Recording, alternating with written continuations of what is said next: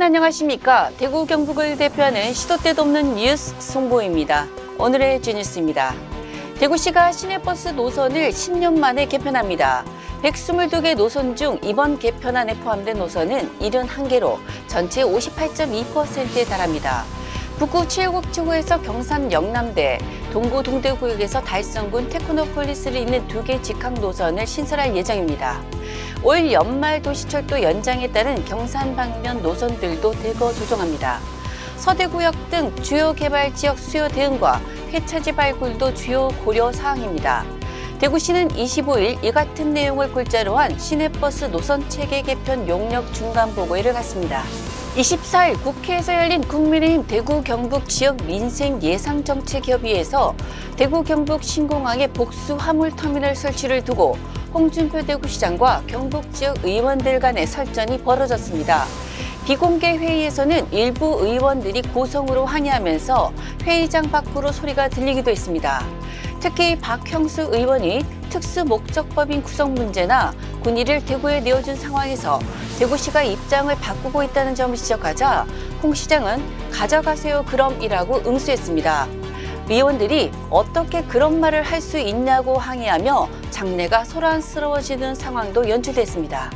국토교통부와 경북의성군이 공동으로 주관한 대구 경북 신공항 건설사업 전략환경영향평가 주민설명회가 24일 주민들의 격렬한 반대에 부딪혀 사실상 무산됐습니다.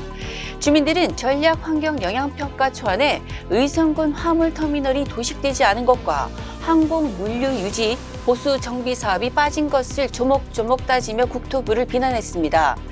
주민들의 설명회 거부 사태는 지난 4일 구매에 이어 두 번째입니다. 제2대 대구문화예술진흥원장에 박순태 대구문화예술진흥원 문화예술본부장이 선임됐습니다. 강성길 관광본부장, 김희철 문화예술회 관장, 박창근 콘서트하우스 관장, 신영석 박물관 운영본부장은 연임됐습니다. 문화예술본부장과 대구 오페라하우스 관장은 임원추천위원회와 임명권자의 적격자 없음 결정으로 재공모 절차를 추진할 계획입니다. 경북도가 동해안 투자 확대를 위해 에너지관광 벨트 특별법과 에너지 특구를 역점 추진합니다. 5대 전략과 10대 과제를 수행하며 경제 자유구역 확대와 법인세 인하 등을 앞세워 투자를 활성화할 계획입니다. 동해 중부선 개통을 계기로 역세권 개발을 위한 정책 특구 조성 등 동해안 대개조 사업도 벌입니다. 경북도는 24일 투자전략회의를 열고 이 같은 내용이 담긴 동해안 투자 밸류 추진 방안과 하반기 내수 활성화 대책을 발표했습니다. 최근 대구 경북 지역에 신선한 날씨가 이어지면서 가을이 찾아온 듯하지만 늦더위로 예년의 가을 날씨를 기대하긴 어려울 것으로 보입니다. 심지어 기상학적 여름에 해당하는 무더운 날씨가 11월 초까지 나타날 것으로 예측되기도 합니다.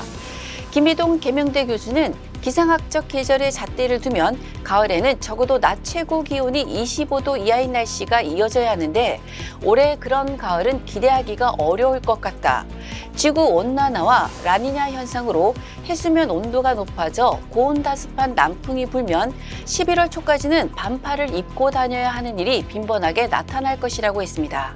지금까지 9월 25일 수요일 영남일보 시도 때도 없는 뉴스였습니다. 다음 시간에 뵙겠습니다.